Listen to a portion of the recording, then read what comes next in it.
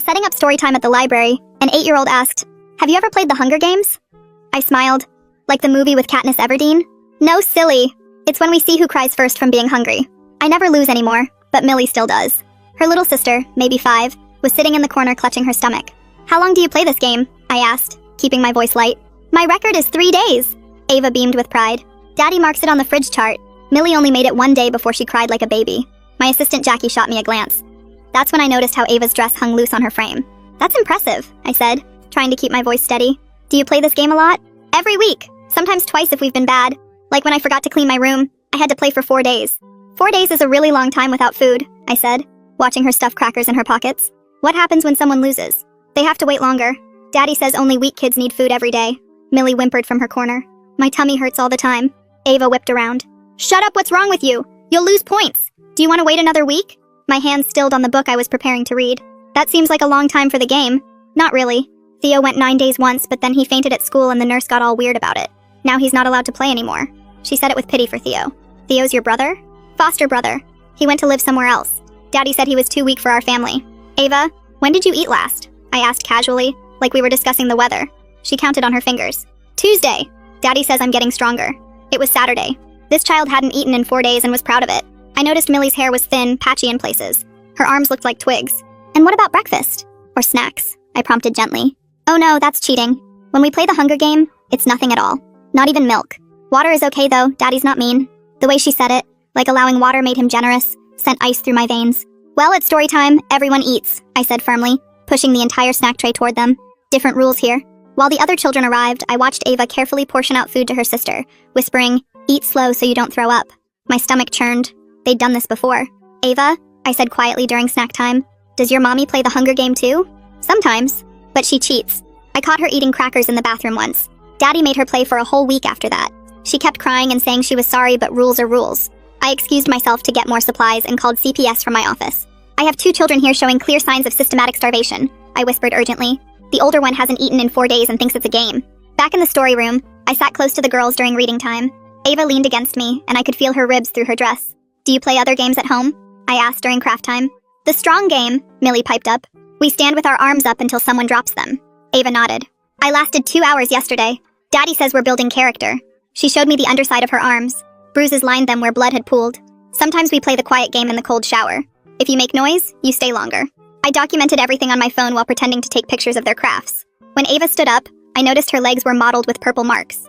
"Those look like they hurt," I said gently. "Only weak kids feel pain," she recited. "Daddy's making us strong for when the world gets hard." Their mother arrived to pick them up, designer purse swinging, looking annoyed. "Come on, girls. We have training this afternoon." I handed Ava an extra bag of snacks for the road. Her eyes went wide. "But I haven't earned food yet." Her mom shot me a look to see if I'd catch on. "Storytime food is free," I said with an innocent smile. "No earning required." As they left, Millie turned back and waved with a smile that broke my heart. 2 hours later, CPS arrived at their house with police backup. The investigation revealed a nightmare. Food charts on the fridge showed Ava once went 82 hours without eating for talking back. But that wasn't the worst part. When they searched the house, they found Theo's room. The foster brother who went to live somewhere else. He hadn't gone anywhere. The forensic team was already there when I arrived, carrying clear plastic bags out of what used to be a kid's bedroom. I stood frozen in the front yard watching them work, my legs feeling like they weren't connected to my body anymore. The detective who'd called me walked over and put his hand on my shoulder. "We need you to come to the station tomorrow to give a detailed statement about everything those girls told you." I nodded but couldn't speak because my throat felt like it was closing up. They kept bringing out more bags, each one labeled with numbers and letters I couldn't make sense of. The house looked so normal from the outside, just another suburban home with a neat lawn and flower boxes under the windows. That night I couldn't sleep at all. I kept hearing Ava's voice in my head, so proud when she said Theo was too weak for their family. I got up at 2 in the morning and started writing down everything I could remember from story time. Every word the girls said, every detail about the games, the bruises, the way Millie clutched her stomach. I filled 12 pages of a legal pad, my hand cramping from writing so fast. I knew these details might be the only way to get justice for Theo and those 2 little girls. The next morning I drove to the police station feeling like I was moving through thick mud. Detective Lars Murdoch met me in the lobby and led me to a small room with a recording device on the table. He pressed record and asked me to start from the beginning. I told him about the Hunger Games, how Ava hadn't eaten in 4 days and was proud of it. I described the bruises under her arms from the strong game, the purple marks on her legs. He stopped me several times to ask for more details. "She said Theo lasted 9 days once before he fainted at the school," I told him. Detective Murdoch's jaw tightened, but he kept taking notes. He told me they'd found journals in the father's desk with detailed records of every punishment session. Pages and pages documenting which child failed which challenge and how long they went without food. Some entries went back 3 years. My phone rang that afternoon while I was trying to eat lunch, but mostly just pushing food around my plate. Caroline Quinn from CPS was calling to update me on the girls. They're in emergency foster placement and getting medical care, she said. Her voice sounded tired and sad. She told me Millie was severely malnourished, her body weight 40% below normal for her age. Both girls had old fractures that never healed right, and scars from punishments I didn't even know about. The doctor said it would take months just to get their bodies healthy again, and who knew how long for their minds. The next day, my supervisor Sharon Sutton called me into her office at the library. She closed the door and pulled the blinds shut. "We need to talk about safety protocols," she said. She'd gotten a call from the police warning that the father had connections to extremist groups who might see me as a target for reporting. The library was installing new security cameras that afternoon. We changed all our check-in procedures for children's programs, requiring photo ID and pre-registration. Sharon walked me to my car that night and made sure I got in safely. 2 days later, Detective Murdoch called with news that made my stomach drop. The mother had been caught at the state border with a car full of cash and fake documents. She was trying to run but got pulled over for speeding. They arrested her as an accomplice to murder and child abuse. She kept claiming she was a victim too, that her husband forced her to participate. The detective didn't sound like he believed her. "She watched those kids starve and did nothing," he said. The story hit the local news that weekend, and my phone didn't stop ringing. Parents were calling the library in a panic, asking if their kids were safe at story time. Sharon and I spent all of Monday fielding calls and emails. We held an emergency parent meeting that night to reassure families. "Your vigilance is exactly what protected Ava and Millie," Sharon told them. We explained our mandated reporter training and how we watch for signs of abuse. Some parents thanked me, but others looked at me like I should have known sooner. Caroline Quinn called again on Tuesday, asking for my help with the case file. "I need you to write out a detailed timeline of everything that happened during story time," she said. She explained that my documentation and quick action gave them the evidence to remove the girls immediately. "You probably saved their lives," she said. I spent 3 hours writing out every minute of that Saturday, including exact quotes from what the girls said. I attached the photos I'd taken of their crafts, which also showed the bruises on their arms. 3 days after the discovery, I got a call from someone named Sierra Collins. She introduced herself as the assistant district attorney handling the criminal case. "I need to talk to you about being a witness," she said. She explained the charges they were filing against both parents. 3 counts of murder for Theo and the 2 other foster kids they'd found buried in the backyard. Multiple counts of torture and child abuse. Conspiracy charges. "They're both facing life sentences," she said. She needed me to testify about what I witnessed and what the girls told me. The worst update came a week later when Caroline called again. "Ava keeps asking when the game will be over," she said. The little girl still thought this was all part of her father's training. She wanted to go home and show him how strong she was being by not crying in foster care. The trauma specialist working with her said Ava didn't understand yet that what happened wasn't normal. She thought all kids played these games and she was special for being so good at them. It would take extensive therapy just to help her understand that what her parents did was wrong, that she deserved food and safety and love without having to earn it through pain. Detective Murdoch called me the next morning while I was sorting books at the library, and his voice sounded different, heavier somehow. He told me the forensic team had found something else on the property. 2 more shallow graves near the back fence where the neighbors said they remembered other foster kids who supposedly went to live with relatives. The way he paused before saying the word graves made my hands stop moving on the book cart. He said the neighbors remembered a boy named Isaac who was there 2 years ago and a girl named Alice before that. Both foster placements who the father told everyone had been reunited with family members. I sat down hard on my desk chair as he explained they were expanding the investigation to track down every child who had ever lived in that house. The local news ran the father's arrest photo that afternoon, and seeing his face made everything worse because he looked so normal. Just a regular suburban dad in a polo shirt with a slight smile. His lawyer was already on TV claiming this was all a misunderstanding about alternative parenting methods and that any deaths were tragic accidents from children who couldn't handle proper discipline. I watched him stand outside the courthouse steps, telling reporters that his client was a devoted father who believed in preparing children for a harsh world, and that mandated reporters like me had blown everything out of proportion. Caroline called while I was watching to tell me the girls had been placed with an experienced foster family who specialized in severe trauma cases and were having to introduce food slowly because their bodies couldn't handle normal portions after years of starvation. She said Millie had thrown up 3 times trying to eat a regular breakfast, and Ava kept hiding food under her pillow because she didn't believe it would keep coming. The foster mom was weighing their portions and keeping detailed logs of everything they ate to help their stomachs adjust gradually. 2 days later, Sharon told me there was a mandatory meeting at the county office about the case, and when I walked into the conference room, it was packed with social workers and supervisors. The CPS director stood at the front with a thick file explaining that their office had received 3 prior reports about the family over 5 years, all closed as unfounded after home visits. She read from the reports, and each one described concerns about the children looking thin or having bruises, but the parents had explanations that seemed reasonable at the time. Everyone in the room looked sick as she showed us photos from those visits where you could see Theo in the background, alive and smiling but clearly underweight. One caseworker started crying when she realized she had done one of those visits, and believed the father when he said the kids were just naturally small. That same afternoon, I got a call from a number I didn't recognize, and when I answered, a woman introduced herself as the mother's defense attorney. She said her client wanted me to know she was also a victim, and hoped I would provide a statement supporting her claim that she was forced to participate. I told her I couldn't help and hung up immediately, then called Sierra Collins to report the contact. Sierra warned me this was a common tactic, and to document any attempts at contact, but not engage because the mother's lawyer would try to twist anything I said.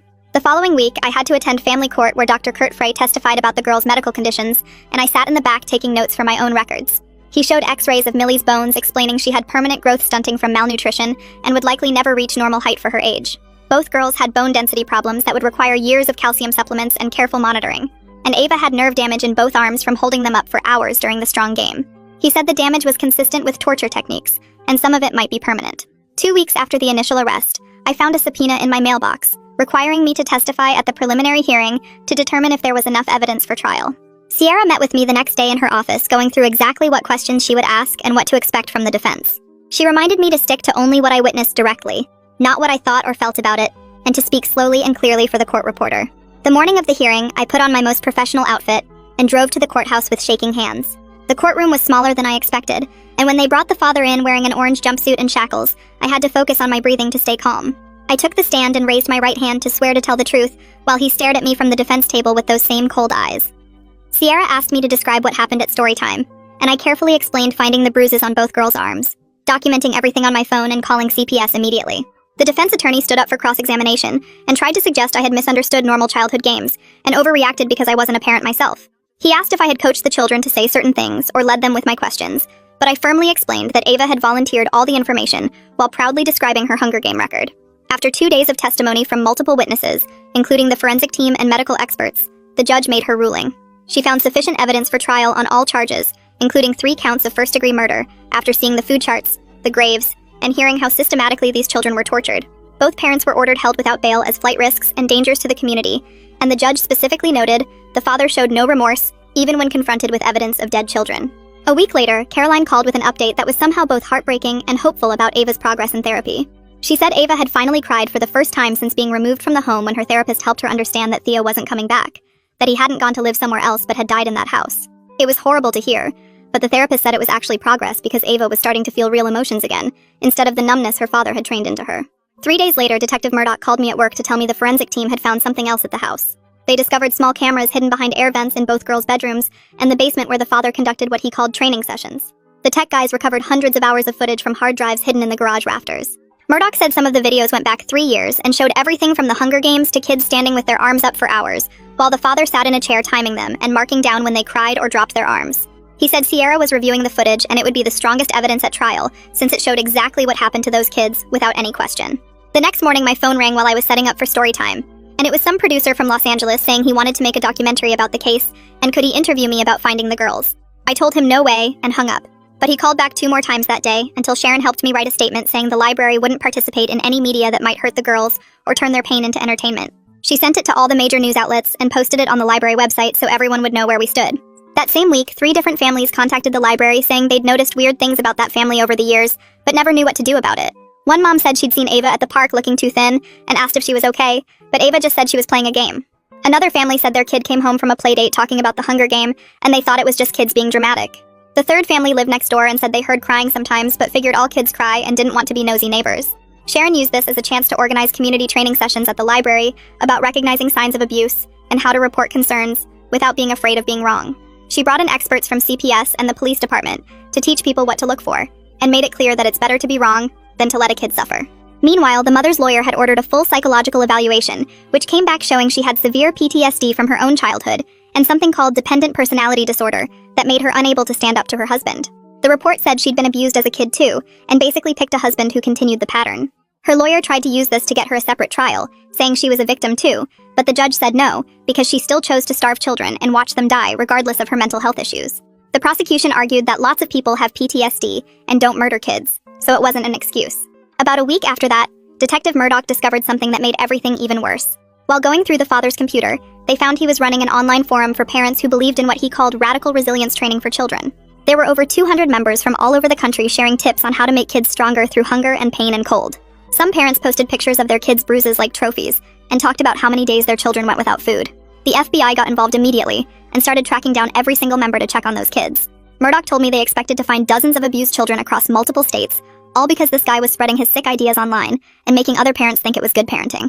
A month after the girls were removed from the home, Caroline called with an update that made me cry at my desk. She said Millie had just spoken her first full sentence in foster care when her foster mom asked what she wanted for breakfast, and Millie said, "I like eating breakfast every day." The foster mom had been keeping a journal of the girls' progress and sent updates through Caroline, who shared them with me when she could. She said both girls were gaining weight slowly and starting to look less scared all the time, though they still had nightmares and would hide food in their rooms. I had to walk to the bathroom and shut the door, so nobody would see me crying about a little girl being happy about breakfast. The legal stuff kept moving forward, and the father fired his first lawyer, saying the guy wasn't fighting hard enough for his rights.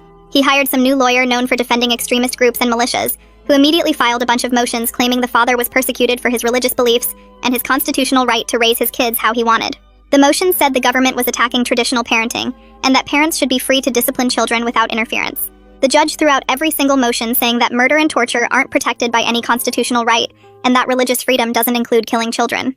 2 days later, Sharon called me into her office and said the police had warned her that some group supporting the father might show up at the library to protest during story time.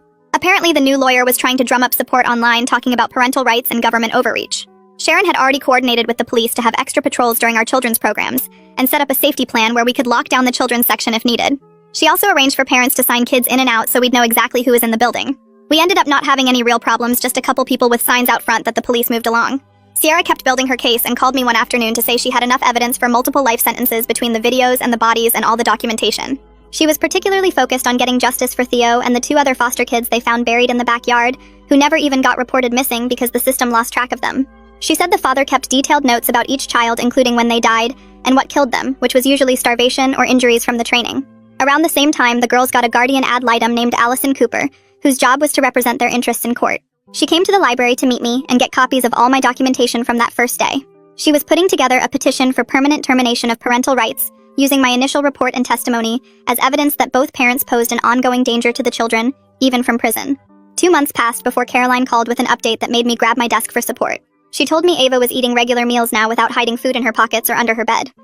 The foster mom sent daily reports about how Ava still asked permission before taking food from the fridge. She'd stand there waiting for someone to tell her she'd earned it. The foster family kept telling her food was always allowed, but old habits die hard. Caroline said Ava still counted bites sometimes and got anxious if she ate too fast. The next week, I got home from work to find a thick envelope shoved under my door with no return address. Inside was a letter written in tiny, cramped handwriting filled with Bible verses about sparing the rod and spoiling the child. The father had gotten someone on the outside to deliver it, going on for pages about how I'd destroyed his family. He quoted Proverbs and talked about discipline being love and how weak children grow into weak adults. I drove straight to the police station and handed it over to Detective Murdoch, who said they'd track down whoever delivered it. Within days, the father lost his phone and mail privileges after they traced the letter to another inmate's girlfriend. The pretrial motion started the following month, and Kiera warned me some of the evidence would be hard to watch. She wasn't kidding, because when they played the hidden camera footage in the judge's chambers, 2 bailiffs had to leave the room. Sierra told me later that even the defense attorney looked sick watching those videos.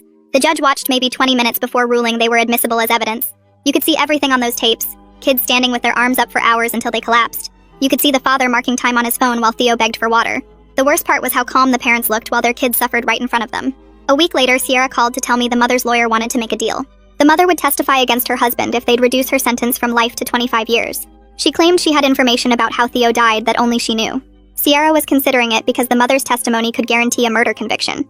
The mother apparently kept her own notes about the punishments and could provide details the cameras didn't catch. Meanwhile, I started going to a support group for mandated reporters who'd been involved in severe abuse cases. The counselor running it said we all carried trauma from what we'd witnessed and reported. There were teachers and nurses and social workers all dealing with nightmares about the kids they'd tried to help. One teacher talked about finding cigarette burns on a student, and another found a kid living in a dog crate. Hearing their stories helped me realize I wasn't alone in feeling haunted by what those girls went through. Caroline called again with updates about the girls' therapy sessions, which happened 3 times a week now. Ava had stopped talking about the Hunger Games with pride and started understanding they were actually torture. But she still struggled with the idea that her father had been wrong because he'd convinced her everything was training. Millie was making faster progress and had started playing with other kids at the school without being afraid. The therapist said Millie might recover more fully because she was younger when it started. Around the same time, Detective Murdoch told me the FBI had shut down the father's online group after finding dozens of families using his methods. They'd found spreadsheets with punishment schedules and starvation charts being shared between parents across the country. 43 kids got removed from homes in 12 different states because of that investigation. Some parents had been starving their kids for weeks using the father's exact system. 3 months after that first Saturday when I'd called CPS, jury selection finally began for the trial. Sierra spent hours questioning potential jurors about whether they could handle hearing about child torture and murder. She had to excuse dozens of people who said they couldn't be impartial after learning kids had been starved to death. Some people broke down crying just during the initial questioning about the charges. The process took 2 weeks because they needed people strong enough to see the evidence but human enough to understand its horror. That's when the mother officially flipped and agreed to testify against her husband for a plea deal. She told prosecutors that Theo had lasted 12 days without food before his organs started shutting down. She described how they'd made him drink salt water to make him throw up when he snuck food. She admitted to holding him down while her husband beat him for crying from hunger. She gave them dates and times and details about how they'd buried him in the backyard at night. She also confirmed the other 2 bodies were foster kids who'd died the same way. With the trial starting soon, Sierra scheduled me to testify on day 3 and walked me through everything again. She showed me where I'd sit and explained how the defense would try to make me look like an overzealous busybody. She reminded me to stick to exactly what I saw and heard without adding opinions or conclusions. The defense attorney would probably suggest I'd misunderstood innocent games or blown things out of proportion. She told me to stay calm no matter what they said, and just tell the truth about that Saturday morning. The morning of the trial came faster than I expected. I sat in the witness waiting room with my hands folded, watching other people come and go, while Sierra stood in the courtroom laying out what happened to those kids. Through the door, I could hear her voice carrying as she showed the jury those food charts from the fridge. She explained how Ava went 82 hours without eating, and how Theo and 2 other foster kids died from the same torture. The bailiff came to get me after lunch on the 3rd day. Walking into that courtroom felt like stepping into a nightmare where everything was too bright and too quiet. The father sat at the defense table in a gray suit, watching me with empty eyes while I raised my right hand and swore to tell the truth. I settled into the witness chair and looked at Sierra, who gave me a small nod before starting her questions. She asked me to describe that Saturday morning at story time, so I told them everything. How Ava bragged about not eating for 3 days. How Millie sat in the corner holding her stomach. How they talked about the Hunger Games like it was normal. I described finding the bruises under Ava's arms from the strong game and the purple marks on her legs. The jury watched me carefully while I explained how Ava said Theo went 9 days without food before he fainted at the school. Several jurors looked sick when I told them about Millie's patchy hair and stick arms. I kept my voice steady, even though my hands shook as I described Ava teaching her sister to eat slow so she wouldn't throw up. The defense attorney stood up for cross-examination with a fake smile that made my skin crawl. He suggested I misunderstood what the girls said, that maybe they were playing pretend or exaggerating like kids do. I told him Ava counted on her fingers to show me she hadn't eaten since Tuesday and it was Saturday. He asked if I coached them to say things about Hunger Games, if maybe I put ideas in their heads. I explained that Ava volunteered everything while proudly describing her record, that I never suggested anything about starvation or games. He tried to make it sound like I overreacted to normal childhood stories, but I stuck to exactly what I saw and heard. The mother took the stand 2 days later wearing an orange jumpsuit and looking smaller than I remembered. She described how it started with normal punishments like timeouts, but her husband kept pushing for more. She admitted holding Theo down while he was beaten for crying from hunger. She told them about the salt water they made him drink when he snuck food. Her voice broke when she described watching him get weaker over 12 days until his organs shut down. She said she was scared her husband would kill her too if she tried to stop him. The prosecutor asked why she didn't call for help, and she just stared at her hands without answering. Dr. Frey came next with a laptop full of medical files that made the jury gasp. He showed x-rays of old fractures in both girls' arms and ribs that never got treated. He had photos of scars on their backs from belts and switches. He explained how Theo's body would have broken down during those 12 days without food, how his organs would have failed one by one while he suffered. He said Millie had permanent growth damage from years of starvation, and both girls had nerve damage from the punishment games. The judge called a recess after his testimony because one juror started crying. On day 7, they played the videos from the hidden cameras the father installed in the kids' rooms. The judge only allowed certain parts because he said the full footage was too disturbing for court. Even the edited segments made people in the gallery leave the room. You could see Ava standing with her arms up for hours until she collapsed. You could see Millie locked in a closet screaming while the timer on screen showed she'd been there for 6 hours. The worst part was hearing the father's voice calmly explaining that only weak children needed food or comfort. Detective Murdoch testified the next morning with boxes of evidence stacked beside him. He showed the punishment charts with detailed records of which kid failed which challenge and for how long they went without food. He presented the father's journals where he wrote about breaking the children's spirits to make them strong. He described finding the 3 shallow graves in the backyard with the remains of Theo and 2 other foster kids. He kept his voice professional while reading entries about forcing kids to stand in freezing showers or making them hold heavy books over their heads for hours. The defense tried to paint this as alternative parenting, but Murdoch just pointed to the graves and said, "Dead children aren't strong children." The defense called 3 character witnesses who talked about what a good neighbor and church member the father was. They said he helped with community projects and always seemed devoted to his family. But when Sierra cross-examined them, each one admitted they'd never been inside the house or seen how he actually treated the kids. One woman said she thought it was strange the children were so thin, but assumed they had health problems.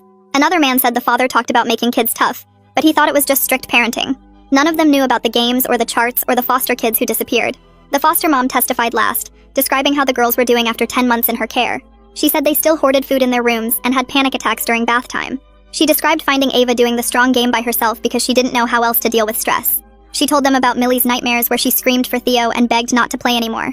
She explained how both girls needed therapy 3 times a week and might never fully trust adults again. She said Ava still sometimes asked if she was being weak when she cried. The foster mom's voice stayed calm, but tears ran down her face while she talked about teaching them that food wasn't a reward and love wasn't supposed to hurt. The next morning, the father stood up from the defense table and walked to the witness stand, even though his lawyer was shaking his head and trying to get him to sit back down. He put his hand on the Bible and swore to tell the truth with this calm look on his face like he was about to give a presentation at work. He started talking about how society was getting weaker and kids these days couldn't handle anything hard, and how he was just preparing his children for when everything collapsed. He said the government would fail someday, and only strong people would survive, and weak kids would die anyway, so he was doing them a favor by making them tough now. The jury members kept looking at each other while he explained his training methods like they were totally normal and reasonable. He said Theo failed the program because he wasn't mentally strong enough, and that's just natural selection working the way it's supposed to. One juror put her hand over her mouth when he said that. He kept going about how Ava was his success story, because she could go days without food and never complained, and that made her ready for anything life would throw at her.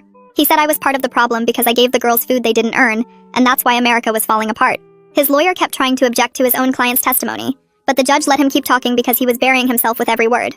When Sierra asked him if he felt bad about Theo dying, he said no, because weak bloodlines need to end for humanity to get stronger. 2 days later, Sierra stood up for closing arguments and walked the jury through everything step by step. She held up the food charts and showed them the entries where kids went days without eating for things like not making their beds perfect or talking too loud. She reminded them about the videos of Ava standing with her arms up until she collapsed, and Millie locked in the closet screaming. She talked about how I called CPS that Saturday, and if I hadn't, both girls would probably be dead now too.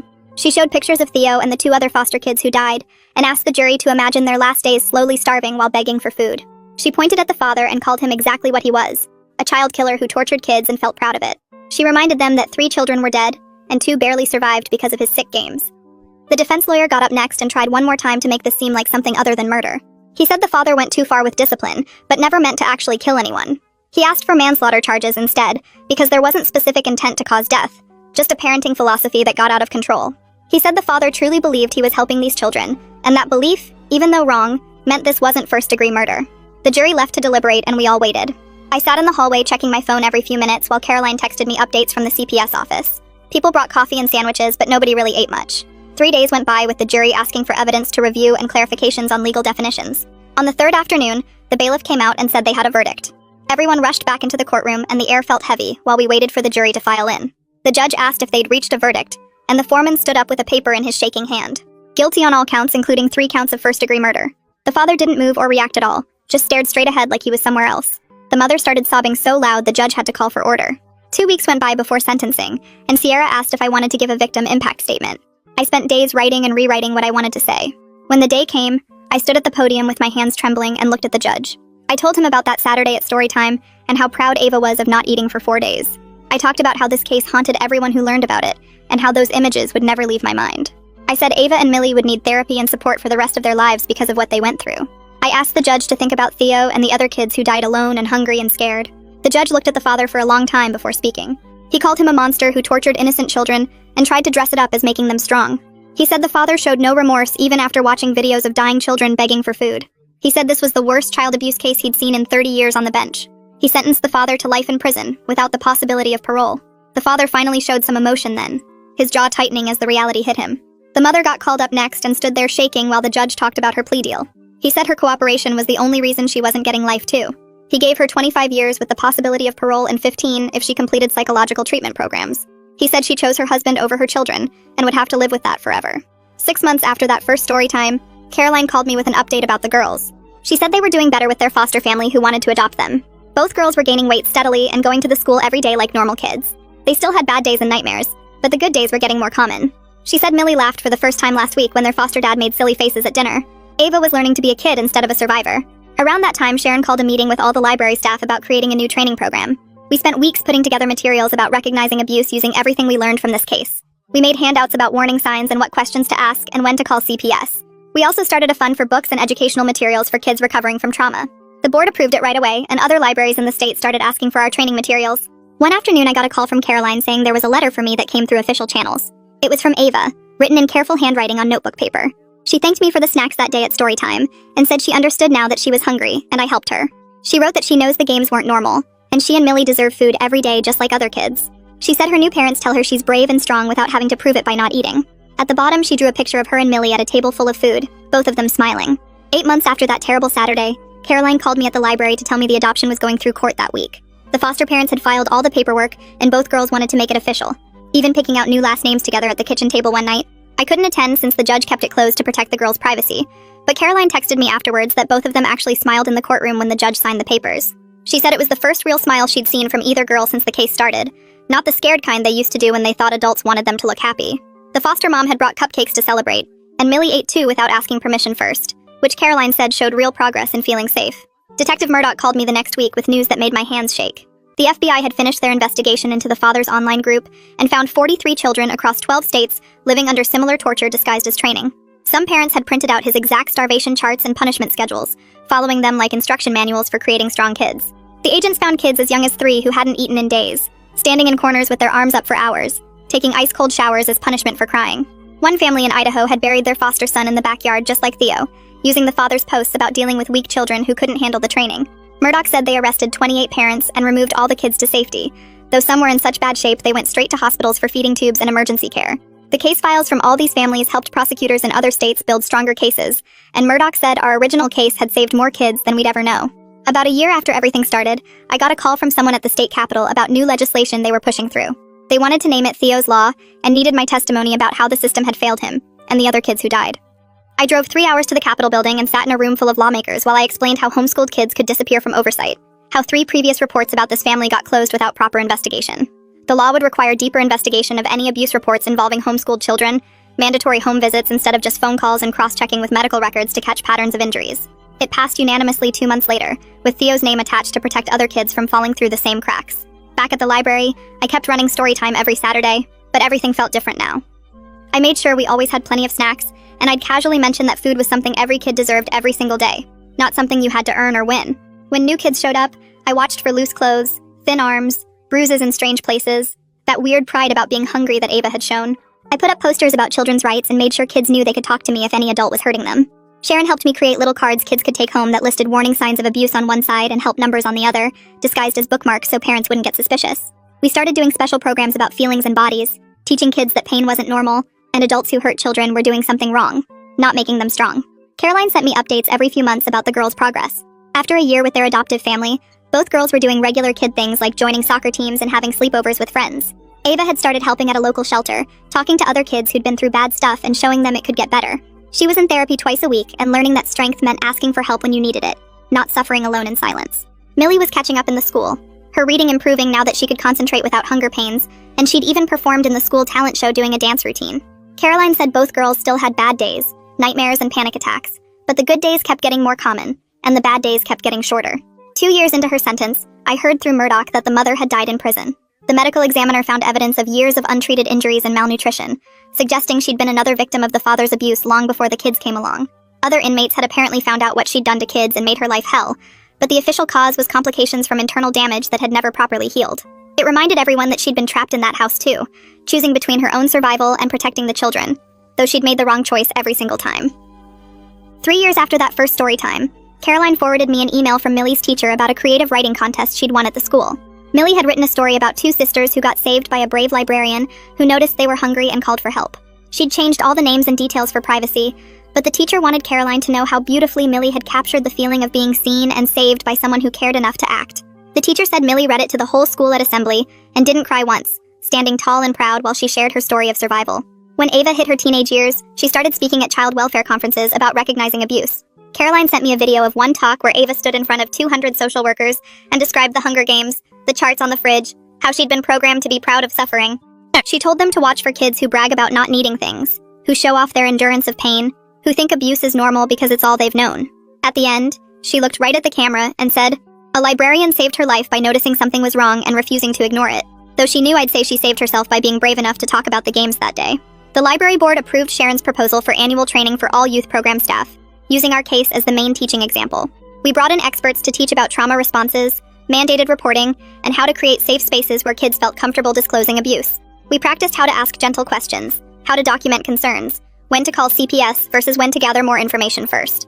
Other libraries across the state started requesting our training materials, and within 2 years it became part of standard orientation for anyone working with kids in public programs. 5 years after everything began, Caroline sent me one last photo that made me cry at my desk. It showed Ava and Millie in graduation caps and gowns, standing between their adoptive parents, holding their high school diplomas and grinning like regular teenagers. Both girls looked healthy and strong in the real way, not the twisted version their birth father had tried to create through starvation and pain. Caroline's note said Ava was heading to college to study social work, while Millie had gotten into art school, both of them determined to help other kids who'd been through darkness. Their adoptive parents had given them everything they'd needed to heal, therapy and patience and unconditional love, though Caroline said the girls had done the hard work of learning to accept that love and believe they deserved it. That photo still sits on my desk at the library, A reminder that one moment of paying attention can change everything, that speaking up when something feels wrong can be the difference between life and death for a child. 7 years after that first Saturday, Caroline forwarded me another email that made me grab tissues from my desk drawer. Ava had gotten her acceptance letter to the State University's social work program, along with a scholarship for survivors of childhood trauma. The email included a photo of her holding the letter, grinning next to Millie, who was waiving her own acceptance to the local art college. Caroline's note mentioned that Ava had written about wanting to specialize in recognizing hidden abuse in her application essay, describing how one person noticing small signs had saved her and her sister from dying like Theo and the others. Millie's portfolio for art school included a series of paintings about hunger and healing that her teachers said were powerful enough to make viewers cry. Their adoptive parents drove them to campus visits where Ava asked detailed questions about internship programs at Child Protective Services, while Millie spent hours in the art therapy studios learning about using creativity to help traumatized kids process their experiences. I sent them both congratulations cards with library bookmarks tucked inside, remembering that scared little girl who once thought going 4 days without food made her strong. Every Saturday morning, I still unlock the library's children's section for story time, setting out juice boxes and crackers while watching each child who walks through the door. I notice things now that I might have missed before, like the boy whose sleeves never quite cover the marks on his wrists, or the girl who flinches when her dad raises his hand to wave goodbye. I keep CPS on speed dial and document anything concerning with photos on my phone, knowing that one call can mean everything. Last week, a new girl named Alice told me proudly that she only needs 3 hours of sleep because her stepmom is teaching her to be tough, and I felt that familiar cold feeling in my stomach as I reached for my phone. Thanks for hanging out with me through all these questions and wonderings today. I had a lot of fun just sharing this time with you all and seeing where it went. If you made it to the end, drop a comment. I love reading all your comments.